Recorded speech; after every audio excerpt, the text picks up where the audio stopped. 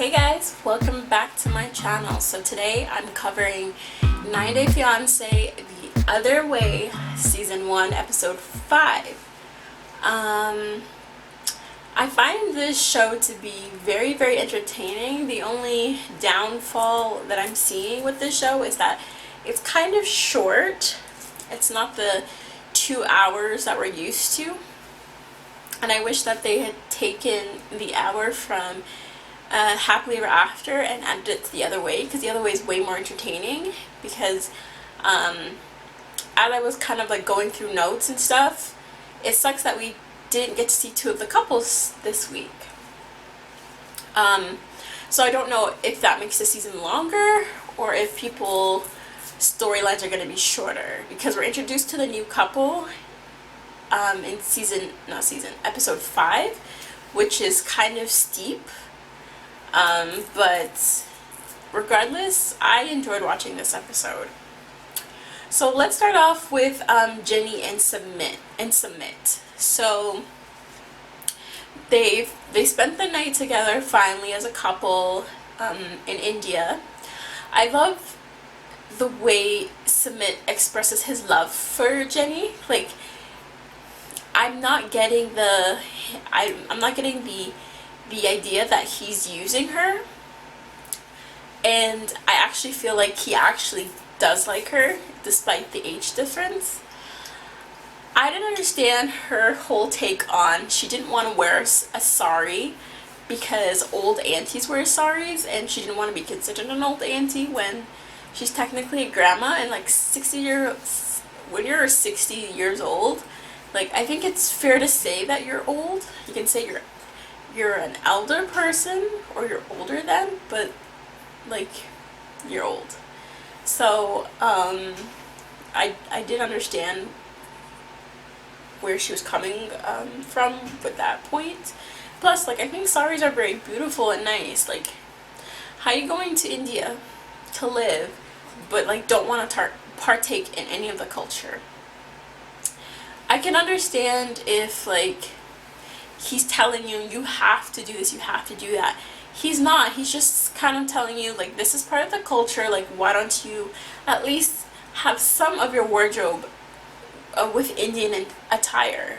But she was just like, you can't tell me as an American woman what to do and blah, blah, blah. I'm like, then go back to America, because I'm tired of people going to other cultures and then not wanting to conform or follow their rules. If you're not from that culture, please, like, when in Rome type of thing. But that was kind of it with their segment. She's nervous that Submit's family is going to find out she's here. Either way, it is what it is. Like, it's done. You're here. It's happening. His family can't do much. Like, first of all, he's grown. And second of all, even if his family threatened to disown him or blah, blah, blah, blah, he made this decision on his own to, despite all the different threats and stuff his parents could do, he decided he still wants to be with you. So just enjoy your life in India. So that's kind of it with them. Next, we're gonna do the new couple. Ji-hoon is 29 from South Korea, and Devon is 22 from Utah. And then her daughter, Drusilla, I think her name is, because it wasn't Priscilla, I think it starts like Drusilla. She's 3 years old. So Ji-hoon met Devon on an app. They eventually met up. I don't understand. He stayed in the States for 3 weeks. Please comment below if I got the date wrong. But 2 days before he left, she found out she was pregnant. And I myself have never been pregnant before, but that seems like a very, very short time span to know you're pregnant. I thought usually it would be detected at like 6 weeks the earliest, but I feel like they were barely pushing 2 weeks and she was pregnant. unless they had like sex on like day 1 to like day 14. So yeah, that was kind of weird. So Devon has a 3-year-old daughter, and what did she call it? Rambunctious is the wrong word to describe her daughter. Her daughter is very, let's call it active. She can't really sit still. She's kind of all over the place, and it doesn't seem like she listens a lot. She seems like that kid that you do have to talk to over and over again, and I'm not too sure if her mom, Devon, is really disciplining her enough, because the way she was on a counter, on the table, taking up a picture and stuff like that, the way like my mom would fix her mouth to be like, or the way she would fix her face, or the way like she would just like stare at you would get me to listen. So for her to be talking to her daughter like, don't do that, oh my god, ooh, oh my god, I'm great, I'm just like, her parenting definitely needs to be improved. I know she's young, but she's not that young because she's on her 2nd child. So she's going to be a mother of 2. You've had to learn some stuff for the past 3 years taking care of your child. And it doesn't seem that good. She did go and visit Korea for a week, which these week travels, these week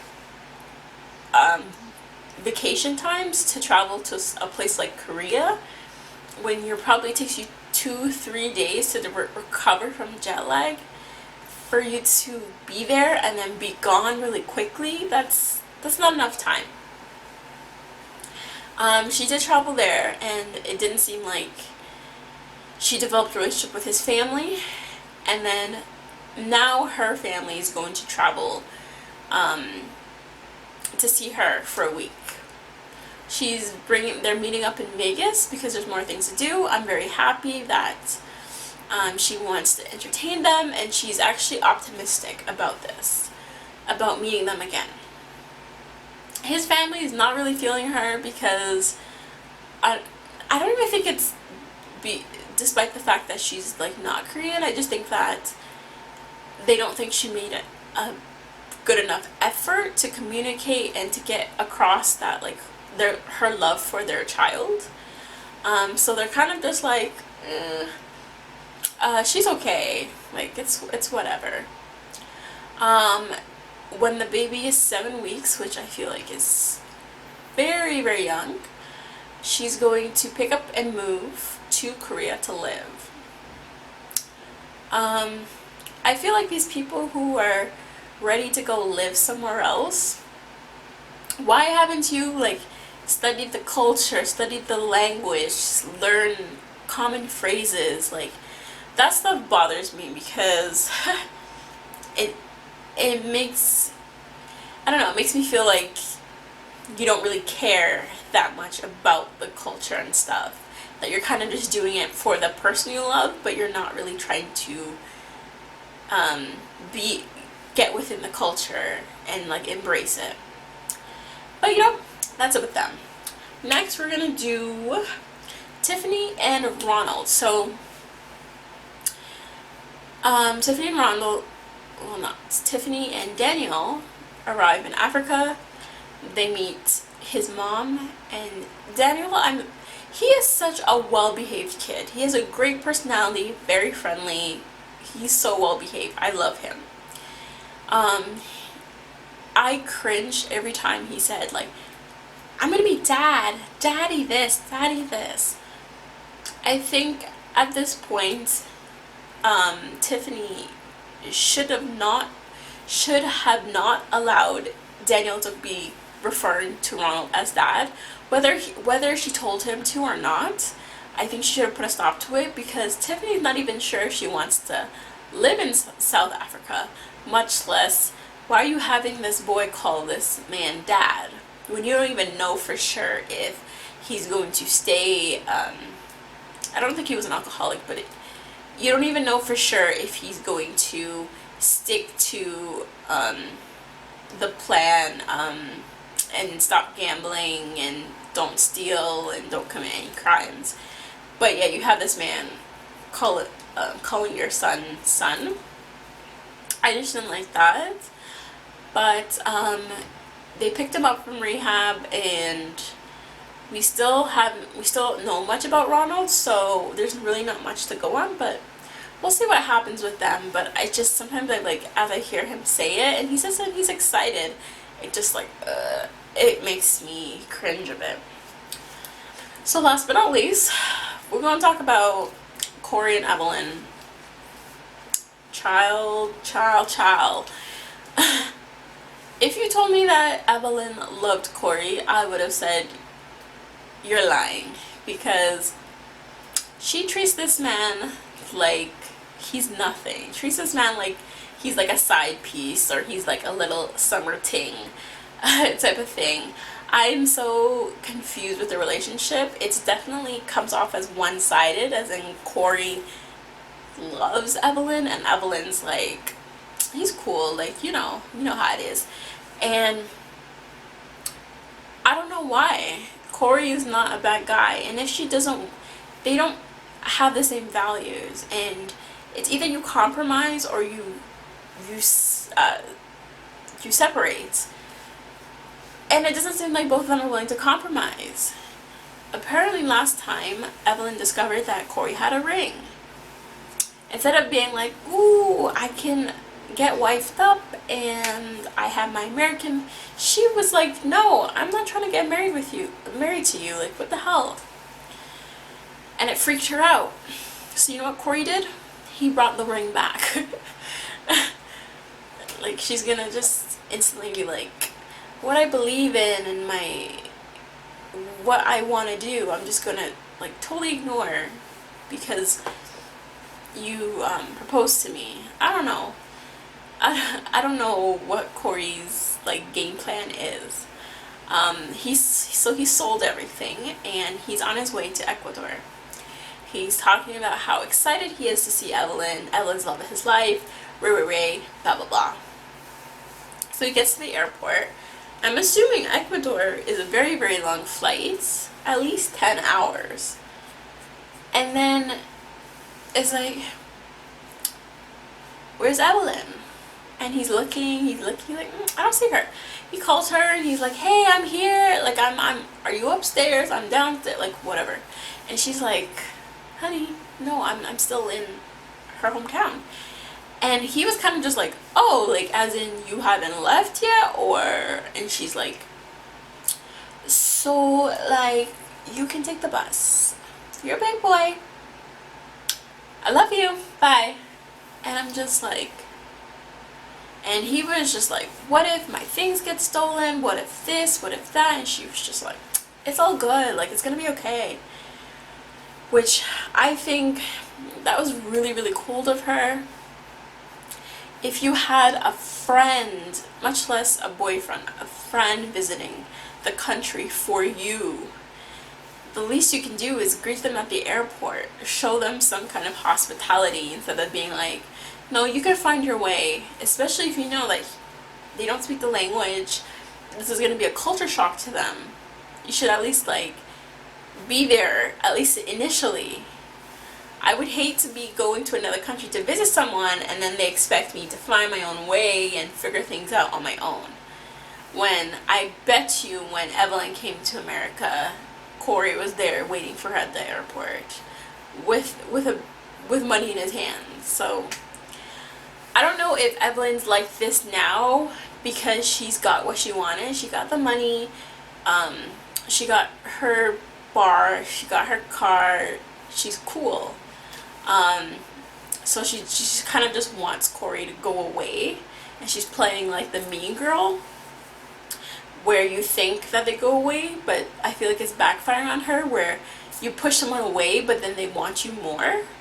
So I kind of feel like that's what she's getting right now, but she was worse than Hazel and Tariq. I feel like she is just kind of like Cori's like a side thing for her. It's like, it's someone she doesn't take seriously. But otherwise than that, I'm very excited to see what happens in the next episode. I wanted to get this out because I'm going to be very busy for this long weekend because it's Canada Day in Canada. With that being said, thank you for watching my recap of 90 Day Fiance The Other Way, Season 1, Episode 5. Don't forget to like, comment, and subscribe. Thanks for watching.